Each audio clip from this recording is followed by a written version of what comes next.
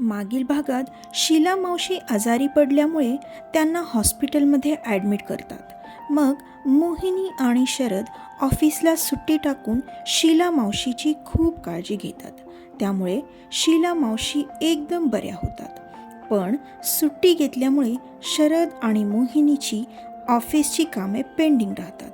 ती पूर्ण करता करता दोघेही इतके बिझी होतात की एकमेकांशी बोलायलाही त्यांना वेळ मिळत नाही आणि ते दोघे आता एकमेकांना मिस करू लागतात. आता पुढे असंच एक दिवस दोघांनाही अर्धा तासच वेळ मिळाला म्हणून लगेच दोघे एकमेकांना फोन करू लागले.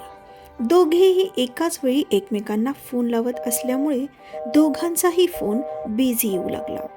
दोघं एकाच वेळी सारखं कॉल करायचे आणि पुन्हा तेच व्हायचं. आता दोघांचीही चिडचिड होऊ लागली. ह्यातच 15 मिनिटे निघून गेली तरीही दोघांनाही एकमेकांशी बोलता आलं नाही. मग शेवटी चिडून दोघांनीही फोन साईडला ठेवून दिला. पण मग त्यांना वाटलं की मेसेज करावा, तर दोघांनीही एकाच वेळी एकमेकांना मेसेज केला. फोन सारखा बिझी का येतोय? दोघांनाही पाठवलेला मेसेज आणि मिळालेला मेसेज एकच आहे हे पाहून एकदमच हसू आलं. मग शरदने पुन्हा मेसेज केला की मी कॉल करतोय, आता तू पुन्हा ट्राय करू नकोस. मग दोघेही हसतात. शरद कॉल करतो, मोहिनी लगेच कॉल उचलते. तर दोघांना किती आणि काय बोलू असं झालेलं होतं म्हणून दोघंही एकाच वेळी बोलत होते.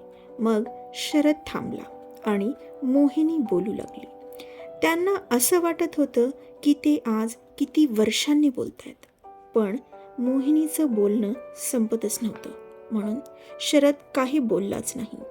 मोहिनीचंच बोलणं तो ऐकत होता. तेवढ्यात मोहिनीला लँडलाईनवर कॉल आला. तर मोहिनीला लक्षात आलं की आज खूप इम्पॉर्टंट मीटिंग आहे. मग काय, जड अंतःकरणाने मोहिनीने शरदला सांगून फोन कट केला. पण जाता जाता मेसेज केला की मी येईपर्यंत झोपू नकोस, थांब, मला तुझ्याशी खूप महत्त्वाचं बोलायचे. त्याचवेळी शरदनेही मेसेज केला की तू येईपर्यंत मी झोपणार नाही, वाट पाहीन मी तुझी, मला तुझ्याशी खूप महत्त्वाचं बोलायचं आहे. एकमेकांचे मेसेज वाचून ते पुन्हा हसतात आणि आपापल्या कामाला लागतात.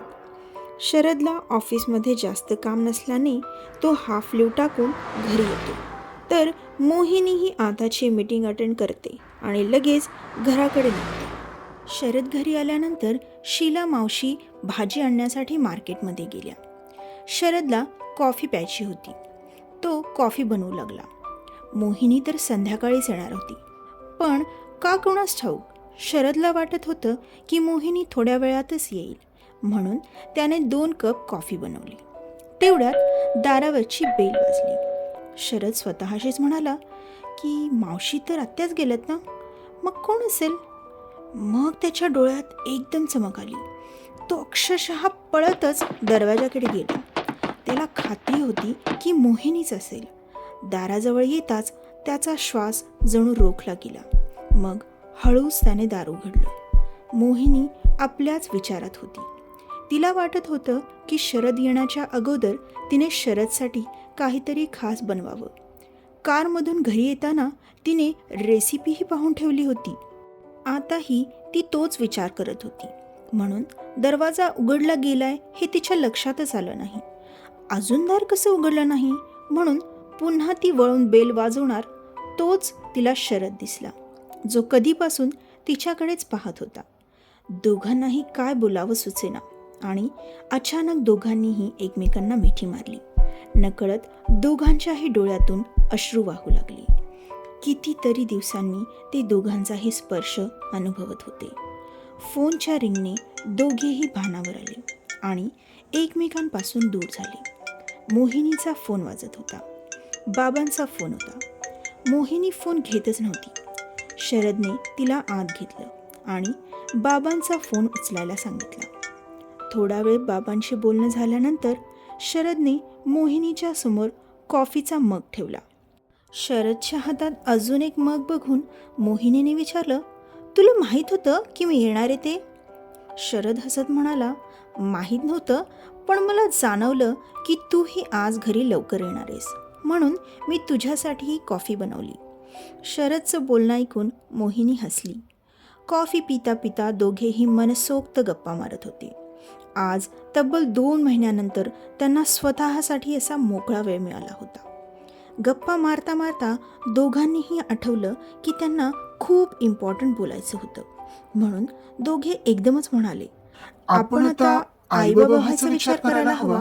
मग दोघेही एकमेकांकडे पाहून हसले. शरद म्हणाला, खरंच मोहिनी, आपण एकमेकांसाठी बनलोय. मी न सांगताच तुला माझ्या मनातलं कळतं, किंवा मग आपण दोघेही एकच विचार करतो. आणि मला माहिती आहे तुझ्या बाबतीतही हेच घडतंय. ही नुसती मैत्री नसून हेच खरं प्रेम आहे. मी आजपर्यंत तुझ्याशिवाय कोणत्याच मुलीचा कधी विचार केला नाही. जेव्हा लग्नाचा विषय निघायचा त्यावेळी मला माहीत नाही, पण का नेहमी तुझा चेहरा मला समोर दिसायचा.